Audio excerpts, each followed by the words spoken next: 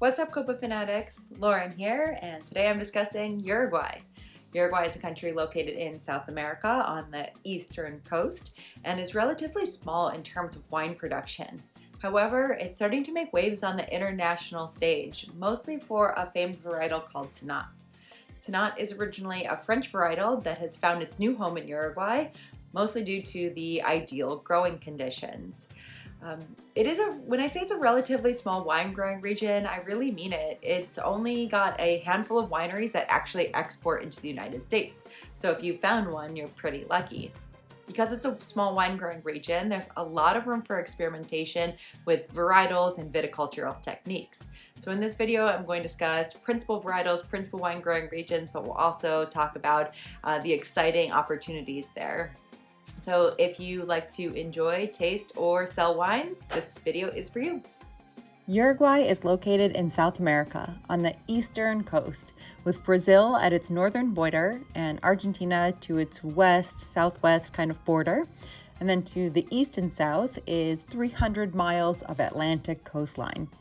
The vineyards here are concentrated around the capital city of Montevideo, which sits at the 35th south parallel line.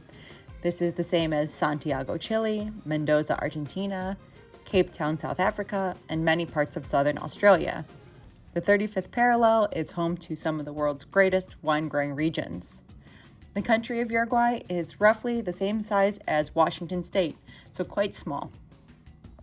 Uruguay is the fourth largest producer in South America, behind Argentina, Chile, and Brazil, and is home to 16,000 acres of vines, which is just 1/3 the size of Napa Valley in California. It is home to 180 wineries, with only 20 that export, and 5 of those to the United States. Most Uruguayan wine is consumed within the country, with the average Uruguayan drinking 6.5 gallons of wine per year, and the average American drinking 2.9 gallons.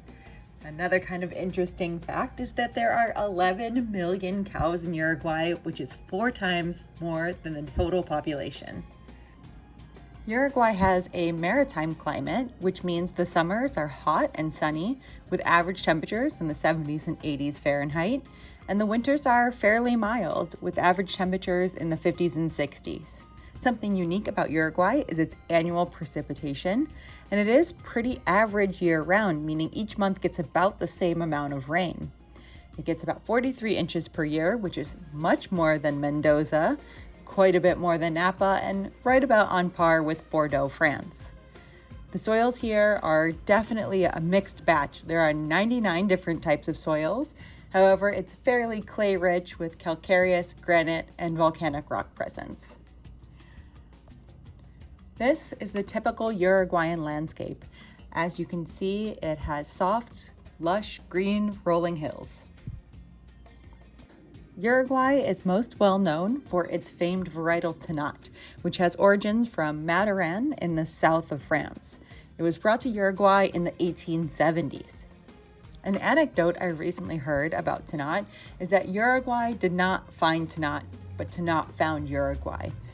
In the turn of the centuries, when immigration was rising into South America from Europe, many different varietals were brought in: Sangiovese, Tempranillo, Cabernet Franc, and every year the vineyard that was planted with Tannat thrived, more so than the vineyards around it. So over time, more and more farmers switched over their vines to the now famed Tannat grape. Tannat is known for having great structure and ageability. It has firm tannins, high alcohol, and deep color.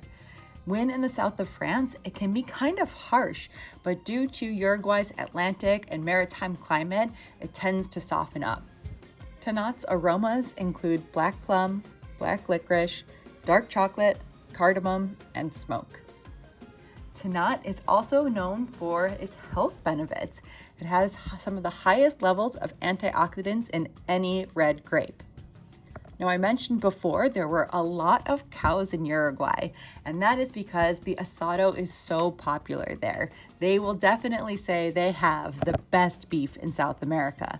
And as you can imagine, Tannat and asado goes perfectly together.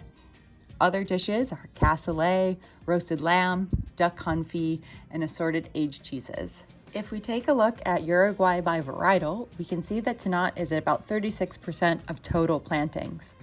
Then it is followed by other French varietals, Merlot, Chardonnay, Cab Sauv, but those are all in much smaller percent.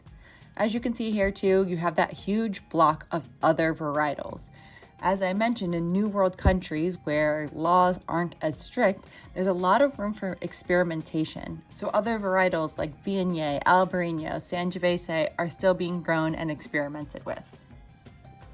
Thanks so much for watching. If you liked this video, please give it a like below, leave a comment, ask a question, and don't forget to subscribe to our channel.